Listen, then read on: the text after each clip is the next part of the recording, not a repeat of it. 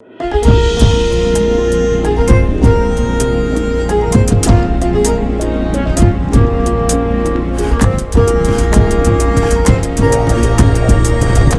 ጤና ይስጥልን ውድ የፈታ ዴይሊ ቤተሰቦች፣ በዕለተ ሰንበት የረፋድ ጥንቅራችን ላይ እንገኛለን። ቆይታችሁን ከኛ ጋር በማድረግ የጥንቅሮቻችን መረጃዎች እንድትከታተሉ አክብሮታዊ ግብዣችን ነው።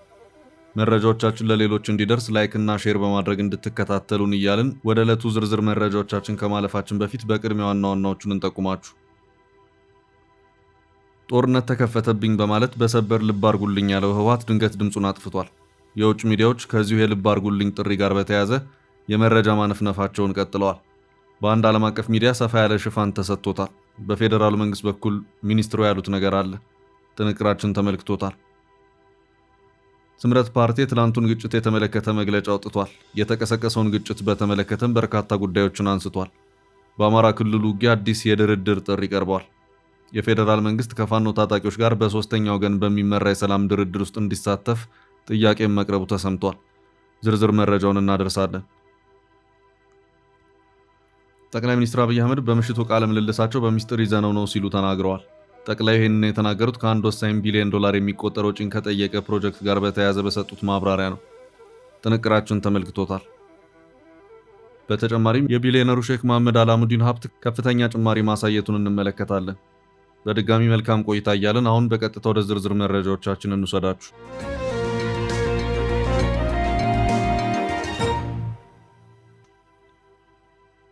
ህወሓት ድንገት ድምፁን አጠፋ።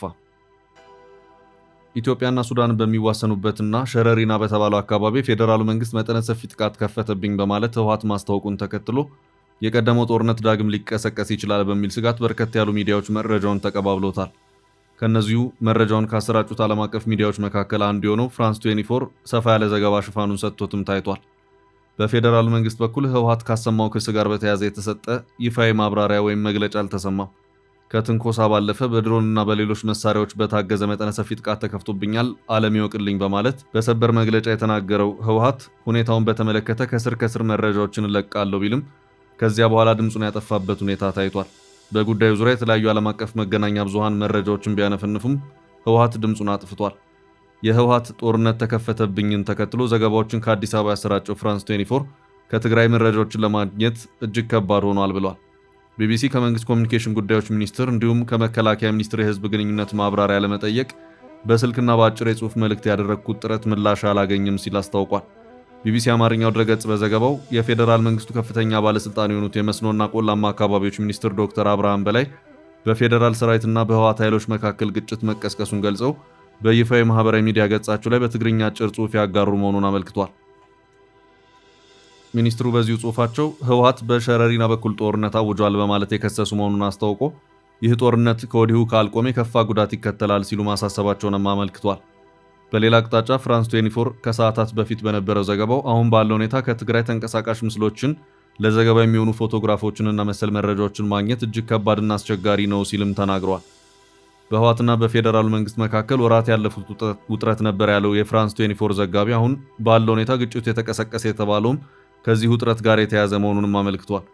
በሁለቱ ኃይሎች መካከል ከፍ ያለ ሰራዊት የማንቀሳቀስ ሁኔታዎች ነበሩ ሲል ያከለው ዘጋቢው በህወሓት በኩል ተከታታይነት ያላቸው ግጭት ቀስቃሽ የሆኑ ቅስቀሳዎችም ሲደረጉ ነበር ሲልም አስታውቋል።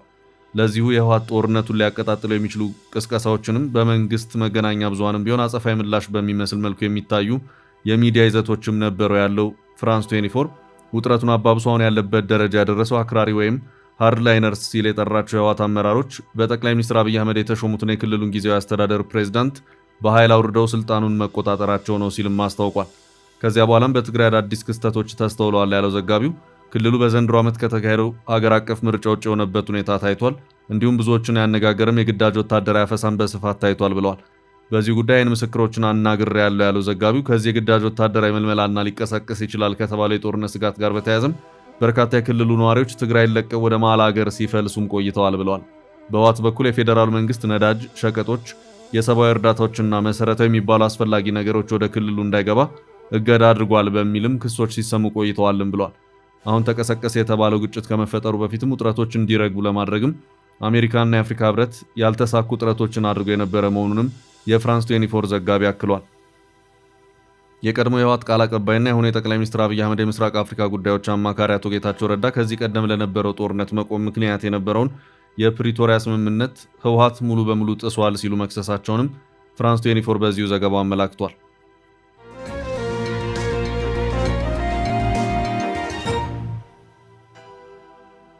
በቀጣይ ርዕስ በሚስጥር ይዘነው ነው ጠቅላዩ ከአማራ ክልል ጋር በተያያዘ ከክልሉ ሚዲያ ኮርፖሬሽን ጋር በሁለት ተከታታይ ክፍሎች የተለቀቀ ቃለ ምልልስ ያካሄዱት ጠቅላይ ሚኒስትር አብይ አህመድ ከአንድ በክልሉ ካለ ግዙፍ ፕሮጀክት ጋር በተያያዘ በሚስጥር ይዘነው ነው ሲሉ ተናግረዋል። ይህ ግዙፍ ፕሮጀክት በህወሓትና በፌዴራል መንግስት መካከል ለሁለት ዓመታት የተካሄደውን ጦርነት ተከትሎ የቆመና ከፍተኛ የሆነ ውድመትን የሚያስተናገደ ነው። አለቀ ሲባል ከፍተኛ ውድመትን ያስተናገደው በአማራ ክልል የመጀመሪያው ነው የተባለለት የቢሊዮን ዶላሮች ፕሮጀክት የባቡር ፕሮጀክት ነው። የባቡር መስመሩ አጠቃላይ ርዝመቱ 392 ኪሎ ሜትር ሲሆን ግንባታው በሁለት ምዕራፎች ተከፍሎ ነበር ሲከናወን የነበረው። ፕሮጀክቱ ቢሊዮን ዶላሮች ተመድቦለት ሲከናወን የነበረና የመጨረሻው ምዕራፍ ላይ ያለም ከባድ የሚባሉ ውድመትን ከማስተናገድ ባለፈም ጉዳዩ እስከ ውጭ ሀገራት ክስ ድረስ ያመራም እንደነበር ዘገባዎች ያመላክታሉ። አሁን በድጋሚ ጀምረነዋል፣ በውጤት እናሳያለን፣ በሚስጥር ይዘነው ነው ሲሉ ጠቅላይ ሚኒስትር አብይ አህመድ የተናገሩት ፕሮጀክት የአዋሽ ኮምቦልቻ ሐራ ገበያ ወልዲያ የባቡር መስመር ነው። ከአዋሽ እስከ ኮምቦልቻ የሚደርሰውና 270 ኪሎ ሜትር የሚረዝመው ከኮምቦልቻ ሐራ ገበያ ያለው ሁለተኛው ምዕራፍ ደግሞ 122 ኪሎ ሜትር የሚሸፍን ነው። አማራ ክልል ከምስራቅ የአገሪቱ ክፍል ጋር በባቡር መስመር የሚያስተሳስር የመጀመሪያው ግዙፍ ፕሮጀክት ነው። የአፒ መርከዚ በተባለው የቱርክ ተቋራጭ ግንባታው ሲከናወን የነበረው የባቡር መንገዱ ለመጀመሪያው ዙር ግንባታው ከ1.2 ቢሊዮን ዶላር በላይ በጀት ተይዞለት የተከናወነ ነው። ጠቅላይ ሚኒስትሩ በዚሁ ቃለ ምልልሳቸው እሳቸው ወደ ስልጣን ከመጡ በኋላ በአማራ ክልል ታይተዋል ያሏቸውን አዎንታዊ ለውጦች የዘረዘሩ ሲሆን በሁለት ዓመታቱ የፌዴራሉ መንግስትና ህወሓት ጦርነት ወቅት የወደመው የአዋሽ ኮምቦልቻ ሐራ ገበያ የባቡር መስመር ግንባታ ዳግም የተጀመረ መሆኑንም አስታውቀዋል። ሆኖም የፕሮጀክቱን ዳግም መጀመር በተለያዩ ምክንያቶች መናገር አልፈለግንም፣ በሚስጥር ይዘነዋል ብለዋል። ጠቅላይ ሚኒስትሩ በክልሉ በቱሪዝም በመሰረተ ልማትና በግብርና ዘርፎች ተሰርተዋል ያሏቸውን ስራዎች በስም እየጠቀሱ ማብራሪያቸውን የሰጡ ሲሆን ግንባታው በጦርነቱ ተቋርጦ ብዙ ጉዳትን ያስተናገደውን የባቡር መስመር ፕሮጀክቱን የሚያነሱት ከዚሁ ጋር በተያያዘም ነው። የራሱ ውስብስብ ጉዳዮች ስላሉት በሚዲያ ብዙ አልተናገርንም፣ ወደፊትም ብዙ መናገር አንፈልግም። የአዋሽ ኮምቦልቻ ሐራ ገበያ ባቡርን ግንባታን መልሰን ጀምረናል። ያልተሰማው እንዳይነገር ብለን ስለያዝነው ነው። ይሄ ግንባታ በዓመት 2 ዓመታት ጊዜ ውስጥ እምርታ እንደሚያመጣ ይጠበቃል። የማንናገረው ስራው በውስጡ ብዙ ውስብስብ ጉዳዮች ስላሉበት ነው። አሁንም ቢሆን ስራውን በአካባቢው ያለ ህዝብ ያየዋል። እናም ብዙ መናገር አያስፈልገንም ብለን ይዘነዋል። ሆኖም ስራው ግን ተጀምሯል ሲሉም ጠቅላይ ሚኒስትሩ ተናግረዋል።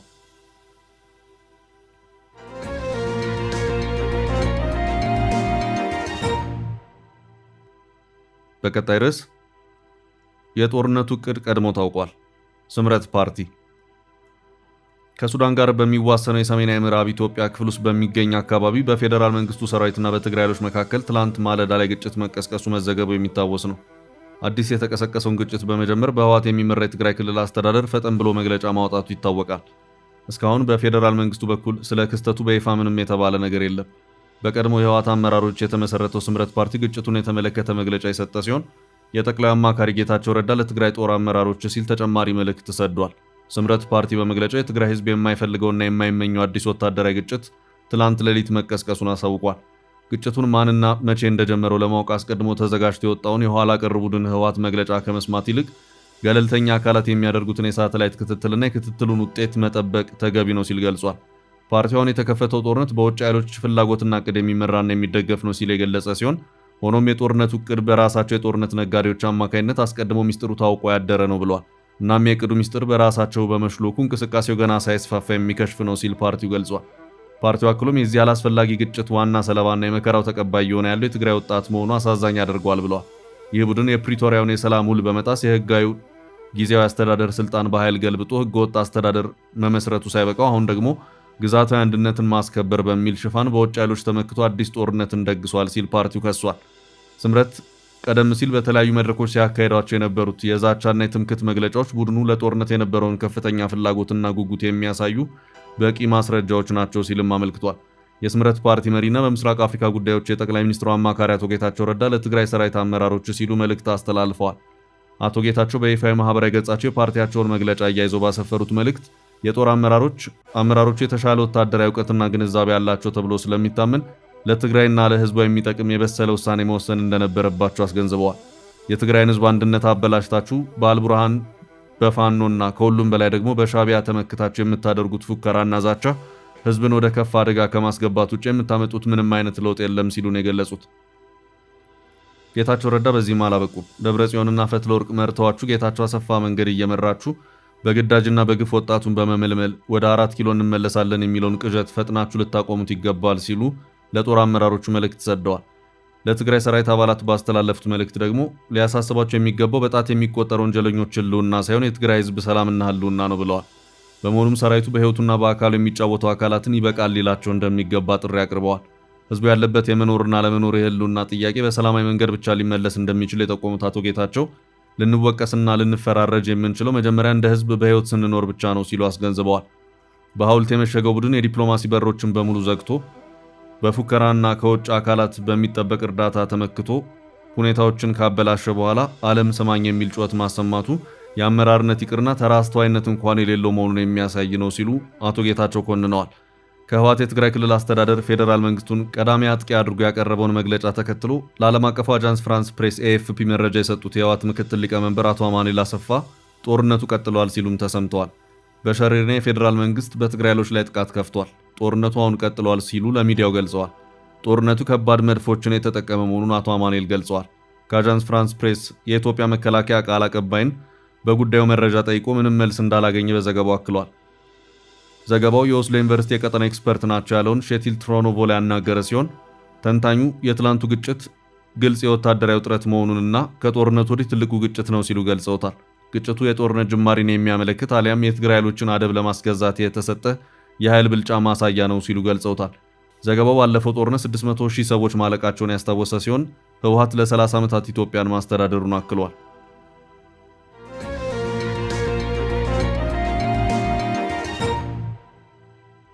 ወደ ቀጣይ ርዕስ አለፍን። በአማራ ክልሉ ውጊያ አዲስ የድርድር ጥሪ። በአማራ ክልል እየተካሄደ ያለውን አስከፊ ግጭት በዘላቂነት ለመፍታት የፌዴራል መንግስት ከፋኖ ታጣቂዎች ጋር በእውነተኛና ገለልተኛ በሆነ በሶስተኛ ወገን በሚመራ የሰላም ድርድር ውስጥ እንዲሳተፍ ጥሪ ቀርቧል። ይህ ጥሪ የቀረበው በአዲስ አበባ ዩኒቨርሲቲ የሰላምና ደህንነት ጥናቶች ኢንስቲትዩት ሐምሌ 24 2018 ዓ.ም ባዘጋጀው ልዩ የፓነል ውይይት ላይ ሲሆን በአፍሪካ የምርምር ዩኒቨርሲቲዎች ጥምረት ተመራማሪ የሆኑት ዶክተር ያሬድ ደበበ በጥናታቸው እንዳመለከቱት በመንግስት ኃይሎችና በታጣቂዎች መካከል ያለው ውጊያ እልባት ሳያገኝ በመቀጠሉ ከፍተኛ ማህበራዊና ሰብአዊ ቀውስ አስከትሏል። በሌላ በኩል እንደ ዩክሬን፣ የመካከለኛው ምስራቅና የሱዳን ጦርነቶች ያሉ ዓለም አቀፋዊ ቀውሶች የተባበሩት መንግስታት ድርጅትና የአውሮፓ ህብረትን ትኩረት በክልሉ ካለው ግጭት ላይ እንዲቀንስ ማድረጋቸውን በሄልሲንኪ ዩኒቨርሲቲ የዶክትሬት ተመራማሪው አማኑኤል ተስፋዬ ገልጸዋል። ዶክተር ያሬድ መንግስት ቀደም ሲል ከህወሓት ጋር በደቡብ አፍሪካ እንዲሁም ከኦሮሞ ነጻነት ሰራዊት ጋር በታንዛኒያ ያደረጋቸውን የሰላም ንግግሮች እንደ ማሳያ በመጥቀስ መዋቅራዊ ቅሬታዎችን የሚፈቱና ከአጭር ጊዜያዊ ስምምነቶች ባሻገር የሚሄዱ ዘላቂ የሰላም ጥረቶች አስፈላጊ መሆናቸውን አጽንኦት ሰጥተዋል። ተመራማሪዎቹ የፋኖ ታጣቂዎችም ተመሳሳይ የውጭ ድርድር መድረክ እንደሚፈልጉ ጠቁመው የፌዴራል መንግስት ለውይይት እውነተኛ ፈቃደኝነትን እንዲያሳይ አሳስበዋል። በክልሉ ባለስልጣናትና በትልልቅ ታጣቂ ቡድኖች መካከል በአፍሪካ ህብረትና በምስራቅ አፍሪካ የልማት በይነ መንግስታት ባለስልጣን ኢጋድ አነሳሽነት የተደረጉ የአካባቢ የሰላም ስምምነቶች ቢኖሩም ውጊያው አሁንም አለመቆሙ አሳታፊና ሁሉን አቀፍ የሰላም ሂደት አስፈላጊነትን ያሳያል። ይህ በሰላምና ደህንነት ጥናቶች ኢንስቲትዩት የተዘጋጀ የፓነል ውይይት በጦርነት ወቅት ስላለው ኢኮኖሚ፣ ስለ ወጣቶች እንቅስቃሴና ወደ ሰላም በሚወስዱ አማራጮች ላይ በሰፊው የመከረ ሲሆን ሁለቱንም ወገኖች ወደ ጠረጴዛ ለማምጣት የዓለም አቀፍ ማህበረሰብ ጫና ወሳኝ መሆኑን አብራርቷል። ባለሙያዎቹ ከወታደራዊ እርምጃ ባሻገር በመመልከት ፖለቲካዊ ቅሬታዎችን፣ የክልሎችን የመልካም አስተዳደር ፈተናዎችና የወጣቶች ስራ አጥነትን በአስቸኳይ መፍታት እንደሚገባም መክረዋል። በውይይቱ ላይ እንደተመላከተው በታጣቂዎች አስገዳጅነት በአዋጅ የሚሰበሰብ መዋጮ፣ መደበኛ ያልሆነ የአካባቢ ግብር፣ በመንግስት ድጎማ የሚቀርብ ማዳበሪያን መልሶ በከፍተኛ ክፍያ መሸጥና በየመንገዱ የሚፈጸሙ እገታዎች ግጭቱን በፋይናንስ በመደገፍ ረገድ ትልቅ ሚና አላቸው። ከየቤቱ የሚሰበሰቡ አስገዳጅ መዋጮዎች በነዋሪዎች በኩል ራስን ለማዳን የሚደረግ ቢሆንም በሌላ በኩል ደግሞ የመንግስት ያጸፋ እርምጃዎች ጥቃቱንና አለመረጋጋቱን ይበልጥ የሚያባብሱ ምክንያቶች ሆነው በውይይቱ ላይ ተጠቅሰዋል። በግጭቱ መቀጠል ሳቢያ በትምህርትና በልማት ላይ የሚደርሰው የረጅም ጊዜ ተጽዕኖ ሌላው እጅግ አሳሳቢ ጉዳይ ሲሆን በአሁኑ ወቅት በክልሉ በጦርነቱ ምክንያት ከ4 ሚሊዮን በላይ ትምህርት ዕድሜ ያላቸው ህፃናት ሙሉ በሙሉ ከትምህርት ገበታ ውጭ ሆነው ይገኛሉ።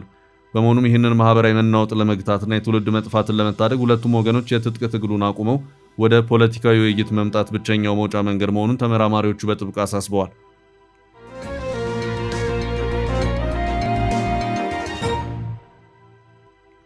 በቀጣይ ርዕስ ከእስር በኋላ የአላሙዲን ከፍተኛ ስኬት። የኢትዮጵያ ቀዳሚ ባለሀብት ሼክ መሐመድ ሁሴን አሊ አላሙዲን አጠቃላይ የሀብት መጠናቸው $10.1 ቢሊዮን መድረሱን ተከትሎ በድጋሚ በዓለማችን ከፍተኛ ባለሀብቶች ተርታ ውስጥ መካተታቸው ታውቋል። በብሉምበርግ የቢሊዮነሮች ማውጫ መረጃ መሰረት የሳውዲ ኢትዮጵያዊ ባለሀብት አጠቃላይ ንብረት ግምት በአሁኑ ወቅት በዓለም አቀፍ ደረጃ በ375ኛ ደረጃ ላይ እንዲቀመጡ አድርጓቸዋል። ይህ በፈረንጆቹ ኦገስት 1 ቀን 2026 ዓ.ም የወጣው አዲስ መግለጫ የባለሀብቱን የፋይናንስ አቅም ማጠናከር ያሳየ ሲሆን በኢኮኖሚው ዘርፍ ትልቅ መነጋገሪያ አድርጎታል። ይህ የሀብት መጨመር በዋነኝነት የተመዘገበው ባለሀብቱ በነዳጅ ማጣሪያ፣ በማዕድን፣ በመሰረተ ልማትና በኢንዱስትሪ ኢንቨስትመንቶች ላይ ያላቸው ይዞታ ከፍተኛ የገበያ ዋጋ በማግኘቱ ምክንያት እንደሆነ ቢዝነስ ኢንሳይደር አፍሪካ የተባለ የዜና ምንጭ በዘገባው አመልክቷል። ሼክ መሐመድ አላሙዲን የያዙት ይህ የሀብት መጠን ከዓመቱ መጀመሪያ ጀምሮ የ$1.67 ቢሊዮን ወይም የ19.7% እድገት ያሳየ ሲሆን በቅርብ ቀናት ዕለታዊ ማሻሻያ ላይ ብቻ የ$33.7 ሚሊዮን ጭማሪ አሳይቷል።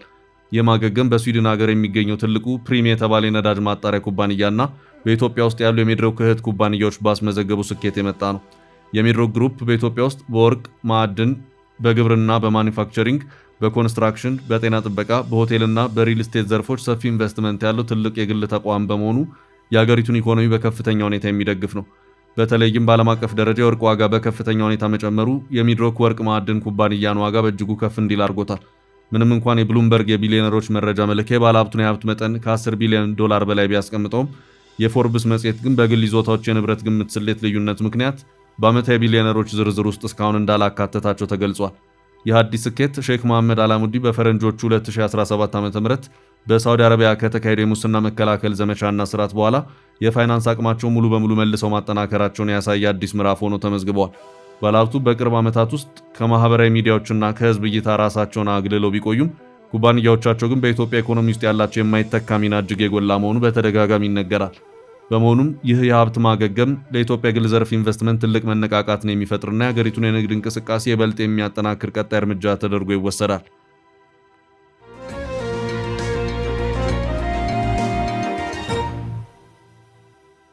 በቀጣይ ርዕስ ቁጣ የፈጠረው ካርታ። በሳምንቱ በአሜሪካ ውጭ ጉዳይ መስሪያ ቤት በኩል የቀረበ አንድ ካርታ በማህበራዊ ሚዲያ ቁጣን ቀስቅሷል። የአሜሪካ ውጭ ጉዳይ መስሪያ ቤት ከ25000 በላይ ሰዎች ላስተናገደ አንድ ዓለም አቀፍ ስብሰባ ላይ የቀረበው የአፍሪካ ካርታ ምስሉ በማህበራዊ ሚዲያ ላይ ከተሰራጨ በኋላ ውዝግብና ቁጣ እንዲሁም ትችት ፈጥሯል። የውጭ ጉዳይ ሚኒስትሩ በሰው ሰራሽ አስተውሎት AI ያዘጋጀ የአፍሪካ ካርታ ብዙዎችን ያነጋገረ፣ ሚኒስቴሩ ስህተቱን አምኖ ይቅርታ የሰጠበትም ሆኗል።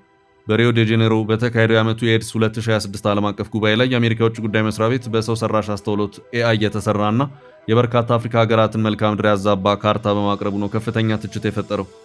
ትችት ያስተናገደው ካርታ የታየው አሜሪካ ከአፍሪካ ሀገራት ጋር ስላላት አዲስ የጤና ትብብር ስምምነት በተደረገው ገለጻ ላይ ነው። የጉባኤው ተሳታፊዎች ስህተቱን ወዲያውኑ በማስተዋል ካርታውን ፎቶ በማንሳት በማህበራዊ ሚዲያ ላይ ለቀውታል።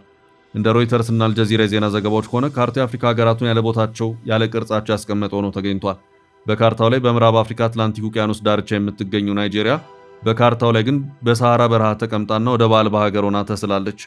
በደቡብ ምስራቅ አፍሪካ የምትገኘው ሞዛምቢክ ከመገኛዋ በብዙ ሺህ ኪሎ ሜትሮች ርቃ ምስራቅ አፍሪካ የአፍሪካ ቀንድ ሀገር ሆና ተስላለች።